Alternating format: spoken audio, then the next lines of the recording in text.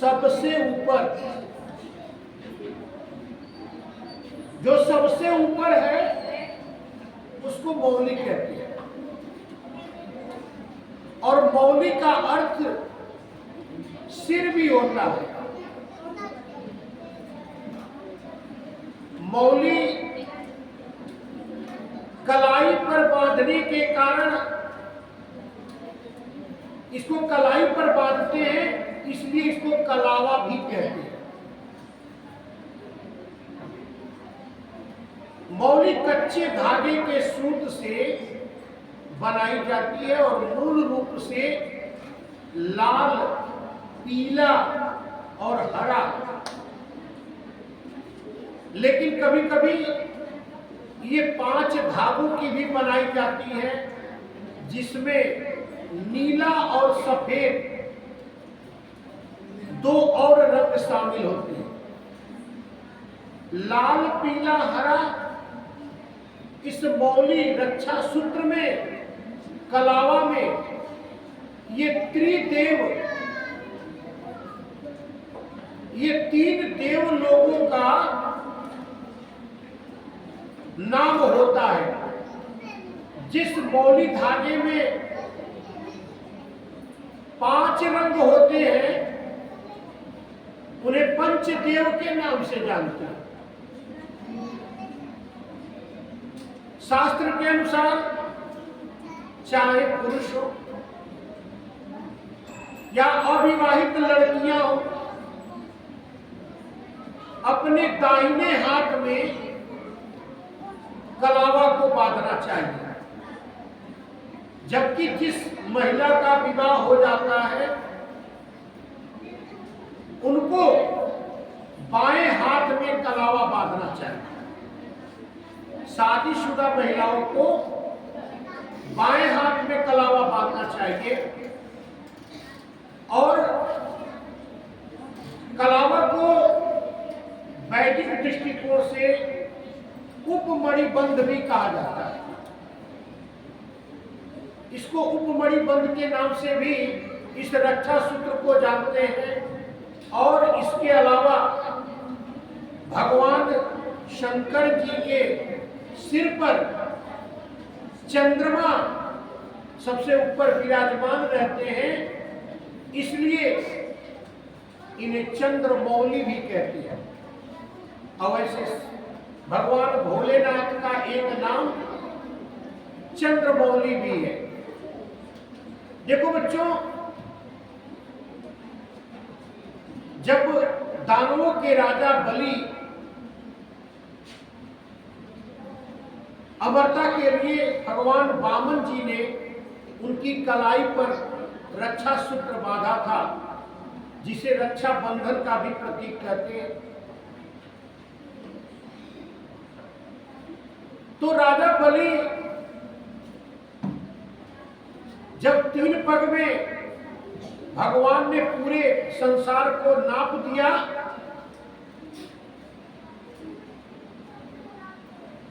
तो राजा बलि को वरदान स्वरूप उनके पास रहने लगे।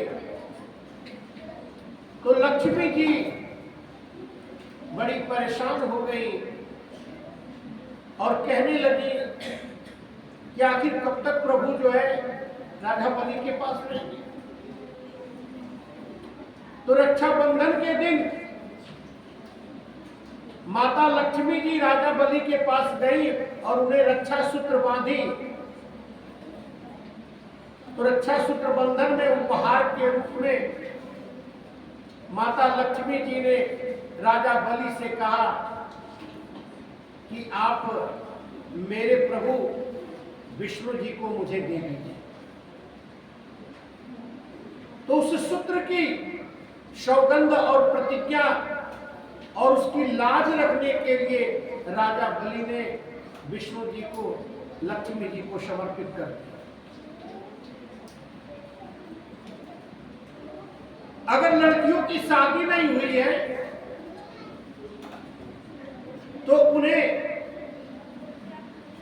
कुंवारी सूत्र सफेद रंग का कच्चा धागा बांधते हैं। हालांकि ऐसे नहीं पहना जाता है, कुंवारी सूत्र जो कहा जाता है, उसको सबसे पहले पीले रंग के शुद्ध हल्दी के पानी में डुबो देते हैं, फिर मंत्र पढ़े जाते हैं और फिर उसे पहना जाता है।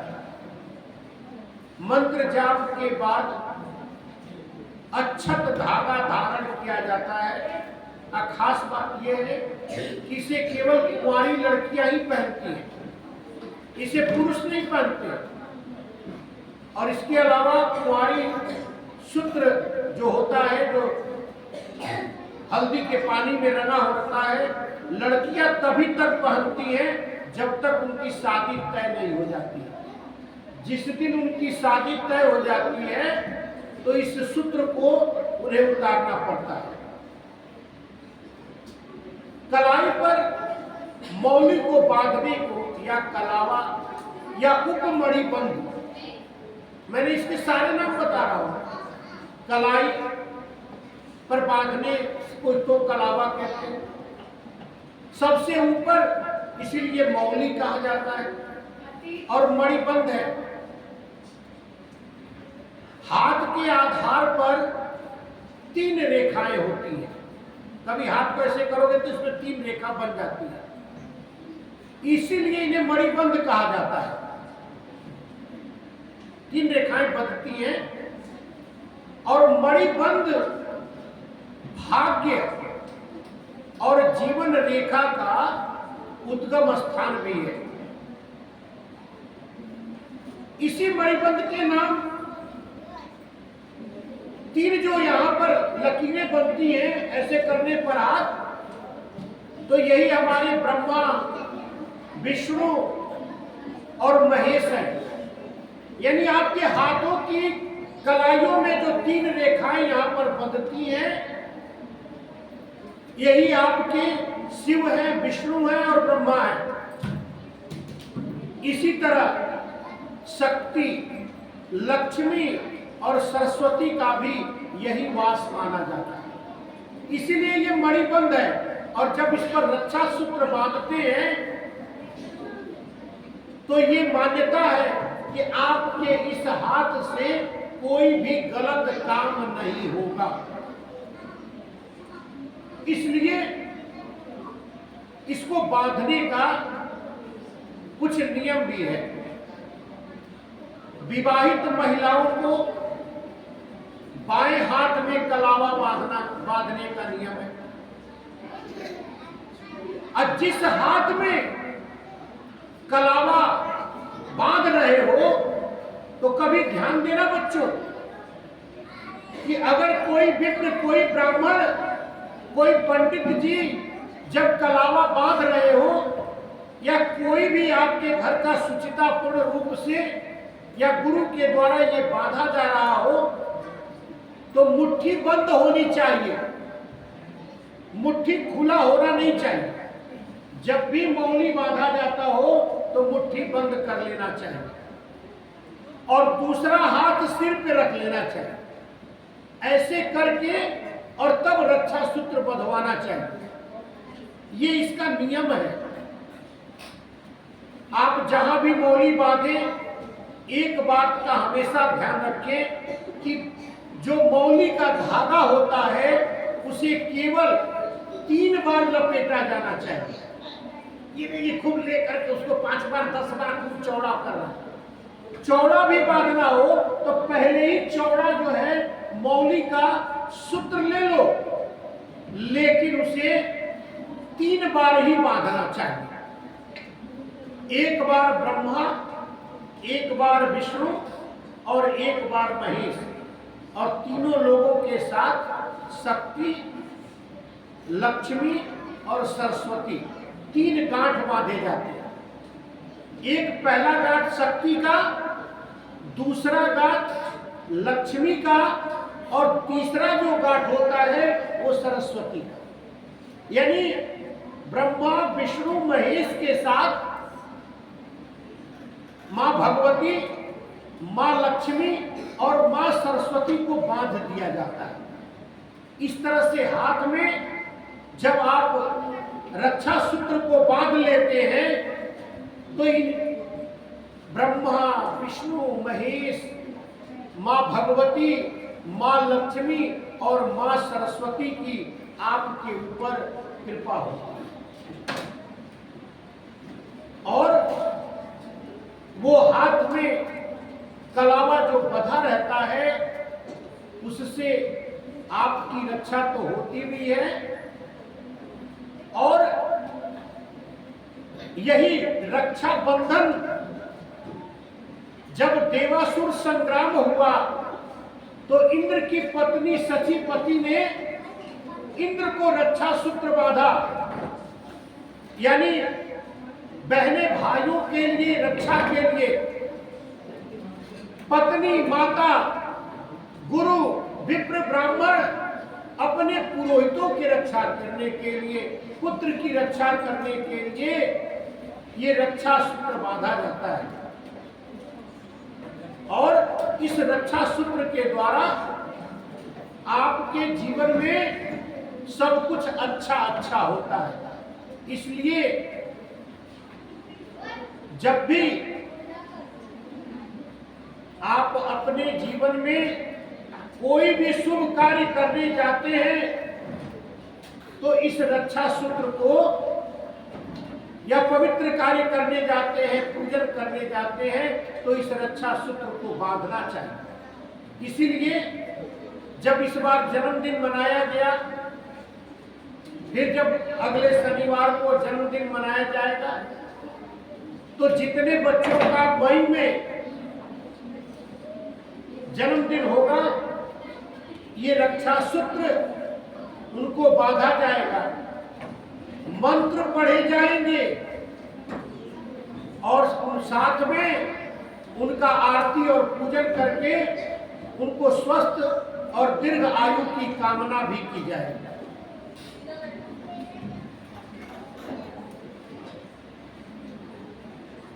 ये बहुत महत्वपूर्ण है।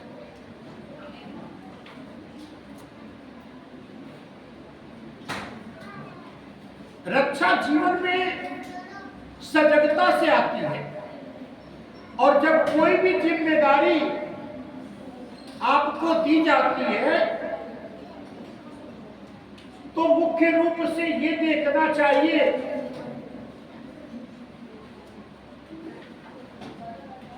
कि जिम्मेदारियों में कुछ बातें अगर आपसे नहीं भी बताई गई हैं तो उन जिम्मेदारियों को पूरा करने के लिए जो अच्छा है वो खुद भी करना चाहिए। एक बार एक व्यक्ति को अपना नाव, बोट पेंट करवाना था, तो उसने पेंटर को बुलाया। पेंटर ने बड़े सुंदर से नाव को रंग दिया। जब नाव को रंग दिया तो सुबह सुबह जिसका नाव था उसका बेटा उस नाव को लेकर के नदी में चला गया, नाव चला गया। अचानक से नाव के मालिक को याद आया कि नाव में तो 2 छेद थे और लड़का नाव लेकर के नदी में गया है, नाव में पानी भर जाएगा तो डूब जाएगा। बड़ी परेशान था, क्या करे। तो उसका जो पेंटर था, जो नाव रंगा था, वो पैसा लेने के लिए आया था। बोला, सेठ जी क्यों घबराए हुए हैं?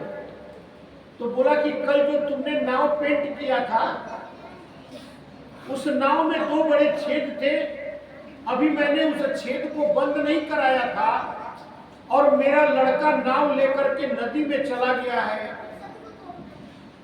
तो कहीं ऐसा ना हो कि वो नाव में डूब जाए, नाव भी डूब जाए। तो पेंट करने वाला मुस्कुरा करके बोला कि सेठ जी चिंता मत करिए, जब मैं पेंट कर रहा था तो उन 2 छेद को मैंने देख लिया था और मैंने उसे मरम्मत करके बंद कर दिया था। इसलिए निश्चिंत रहिए, आपका बच्चा गया है, नाव डूबेगा नहीं, वो बड़े आराम से आ जाएगा। सेठ के जान में जान पड़ी। उसने बोला कि बोलो तुम्हें पुरस्कार के रूप में क्या दे दे, तुमने तो मेरी बहुत बड़ी चिंता दूर की है। तो कहा कुछ नहीं, जो मेरा पेंटिंग करने का पैसा है, मेरी जो मजदूरी है वही दीजिए। क्यों? क्योंकि जब मैं कोई कार्य करता हूं और उस काम में अगर कोई कमी नजर आ जाए तो मेरा कर्तव्य बनता है कि उस कमी को भी अपने काम को करते वक्त दूर कर दूं। ये नहीं सोच करके कि ये मेरा काम नहीं है, उस काम को छोड़ दूं। अगर ऐसा करते हैं तो आप अपने कार्य के प्रति लापरवाह माने जाते हैं। और कार्य के प्रति जिम्मेदार बनने के लिए जो आपको जहां पर कमी नजर आए उस कमी को दूर करना चाहिए। एक व्यक्ति बहुत सुंदर मकान बनाता था, बहुत ही सुंदर मकान बनाता था।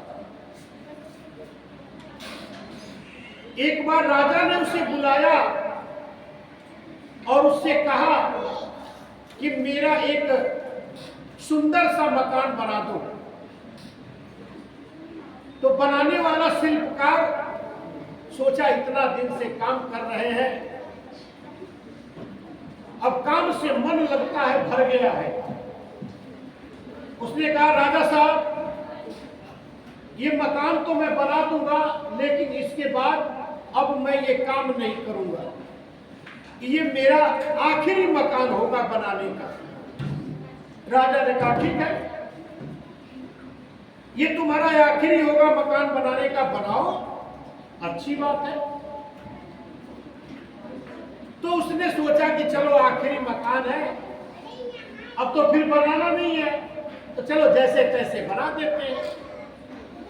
उसने बनाना शुरू किया। जितना बढ़िया बनाता था वो, उतना बढ़िया से काम नहीं किया। जैसे तैसे मकान बना दिया। अब जैसे तैसे जब मकान बना दिया, राजा से बोला जाके कि राजा साहब मकान बनके तैयार हो गया है, अब मुझे छुट्टी दीजिए। राजा साहब बोले कैसा छुट्टी? मैं तो मकान इसीलिए बनवाया था कि ये जो तुम मकान बनाओगे, यही मकान मैं तुमको गिफ्ट में दे दूंगा, उपहार दे दूंगा, अब इसमें तुम रहना। अब वो बेचारा पछता रहा कि मुझे ही मिलना था ये मकान, तो मैंने क्यों नहीं बढ़िया से बनाया, इसका क्यों नहीं अच्छे से बनाया। इसलिए आप कोई काम करते हो बच्चों, तो हो सकता है कि उस काम का जो परिणाम है, जो फल है, वो तुमको ही मिलने वाला हो। इसलिए कोई भी काम को अच्छे ढंग से करना चाहिए। अगर अच्छे ढंग से काम को नहीं करोगे तो कहीं वही तुमको गिफ्ट में मिल जाएगा, तो उस मिस्त्री की तरह हमेशा पछताते रहोगे। आजकल बच्चों, समाज में, देश में चुनाव का माहौल चल रहा है और एक चर्चा बड़ी जोरों पर है। चर्चा इस बात का है, धर्म को कोई कह रहा है हम हिंदू धर्म के हैं, कोई कह रहा है मुस्लिम धर्म के हैं, हम सिख धर्म के हैं, हम ईसाई धर्म के हैं, जैन धर्म के हैं, यहूदी धर्म के हैं। तो सबसे पहले बच्चों, आज आप महत्वपूर्ण रूप से जान लो कि इस संसार में अभी तक जो भी जानकारी है उसके आधार पर 3 धर्म हैं एक सामान्य धर्म है, एक विशिष्ट धर्म है और एक आपद धर्म है। ये तीन धर्म है। धर्म का मतलब होता है धारण करना, और चाहे कोई अपने को हिंदू कहता हो, चाहे कोई मुस्लिम कहता हो, सिख या ईसाई कहता हो, लेकिन इन तीन धर्मों को सभी लोग धारण करते हैं। और इस बात से कोई इनकार नहीं कर सकता कि हम इस धर्म को धारण नहीं करते। सामान्य धर्म के 10 लक्षण हैं। ये 10 लक्षण चाहे हिंदू हो, चाहे मुस्लिम हो, चाहे सिख हो, ईसाई हो, यहूदी हो, पारसी हो, जैन हो, सभी लोगों के द्वारा इस 10 लक्षण को अपने अंदर धारण करते हैं। ये उनका धर्म है। पहला लक्षण है धैर्य। अगर कोई भी मानव धैर्यवान नहीं बन पाता है, धैर्य का लक्षण अपने अंदर नहीं रखता है, तो वो कभी भी मानव धर्म का पालन नहीं करता। क्योंकि मानव धर्म से बड़ा कोई धर्म है नहीं।